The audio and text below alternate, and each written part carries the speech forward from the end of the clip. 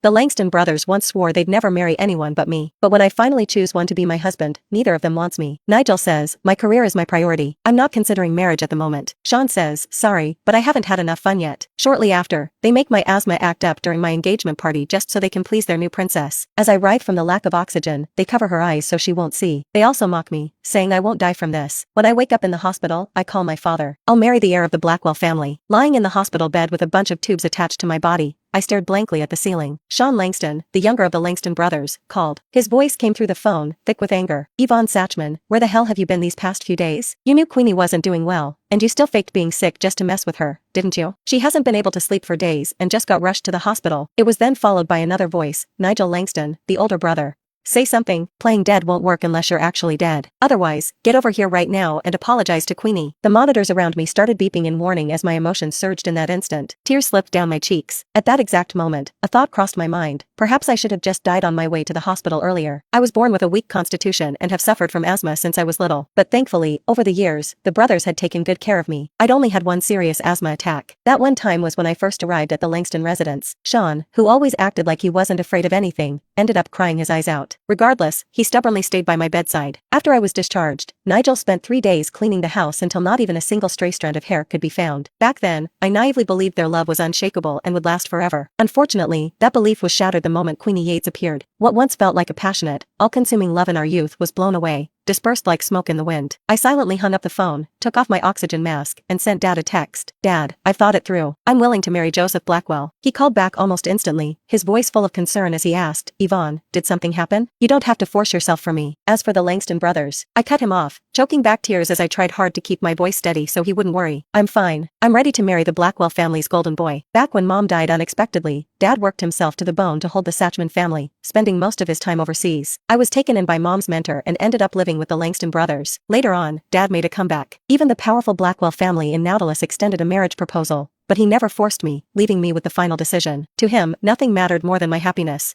Back then, I thought I had everything one could ask for, loving, open-minded elders, and the devoted companionship of the Langston brothers. But reality hit me hard. I was nothing more than a fleeting amusement in their reckless youth. Suddenly, the ward's door opened. Several nurses came in, arranging their syringes, unable to hold back their excitement as they gossiped. Did you hear about the Langston family in Nautilus? The two brothers just proposed to the same young woman in public. They were on their knees right by her hospital bed, and the diamonds on those rings were huge. Seriously, how is she that lucky? My phone buzzed with a notification. Queenie had just posted a picture on her social media showing off both of her ring fingers, each adorned with a different diamond ring. It was captioned, "Don't talk to me about time proving love. Old hags should just stop being delusional." And, of course, she blatantly tagged me. Pain crept through my chest. The background in her photo was the private ICU room the Langston brothers had once set up specifically for me. I quietly blocked her. Still trying to sound calm for Dad on the other end of the line, I said, "Aren't you happy that I'm marrying earlier? It means you get to have a grandchild sooner too." After this narrow brush with death, I was done chasing the kind of love that burns too bright and too fast. I just wanted to come home at night and see a light on, one that was lit just for me. Dad was silent for a while before he finally agreed. "The Blackwell family already looked into your condition. If you're willing, you can register for marriage in 2 weeks. But, regarding you still living with the Langstons," I knew what he was worried about. After graduation, I followed in Mom's footsteps and became a surgeon, working at the hospital owned by Mr. Langston Sr. But now, it was time to end this awkward situation. The nurse told me I needed another week of rest. 1 week. That was enough time for me to put my past behind me. Once discharged, I returned to the Langston residence. The moment I opened the door, a few heavy books flew straight at me. I looked up to see who it was. It was none other than Queenie. She was carrying a stack of books in her hands. "Oh, you're back? Why didn't you say anything? It's all my fault for not noticing you earlier." Those books were all medical collections that I painstakingly collected over a decade, and among them were also my notes over the years. I almost collapsed again. However, Sean and Nigel just leaned lazily against the doorway, looking down on me with nothing but scorn. "So the act's over, huh? Couldn't bear to give up the luxuries of the Langston residence, so you came crawling back?" Sean sneered, acting as if he had just seen through some grand scheme. Nigel frowned and said in a low voice, "If you want to come back, start by apologizing to Queenie." I clenched my teeth and steadied myself as scenes of the past started replaying in my mind. Although Mr. Langston Sr. brought me back to the villa, I had kept my head down the whole time, too timid to speak. It was Sean who made silly faces to break the ice and make me laugh.